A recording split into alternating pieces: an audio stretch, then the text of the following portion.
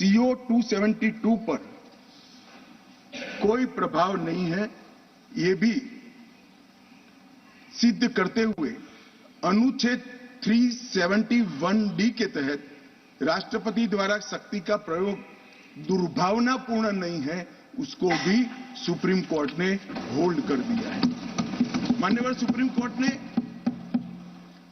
यह भी होल्ड कर दिया है कि क्योंकि जब अब धारा 370 समाप्त हो चुकी है, अब जम्मू कश्मीर के संविधान का कोई अस्तित्व नहीं रहता है।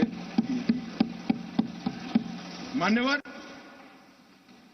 न्यायालय ने चुनाव कराने के लिए भी चुनाव आयोग को निर्देश करे। मान्यवर, बहुत सारे लोग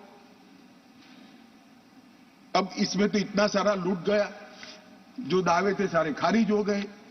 तो एक पूंछ पकड़कर मैंने बाइट देखा करते हैं, क्या पूंछ पकड़ते हैं कि चुनाव आयोग ने ऑर्डर कर दिया।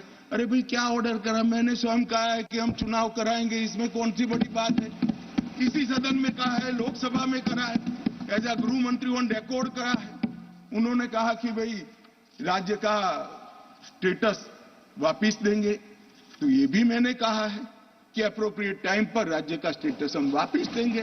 और सुप्रीम कोर्ट ने भी ये जो कहा है, उसमें मेरे सदन में के बयान को और सॉलिसिटर जनरल के सुप्रीम कोर्ट के सामने बयान को कोट करते हुए कहा है।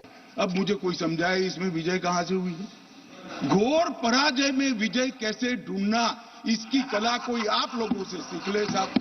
इतने बड़े घोर पराजय विजय कैसे ढूंढना, इसका कोई अभ्यास वर्ग साहब रखना चाहिए साथ साथ में। ये बहुत बड़ी कला है।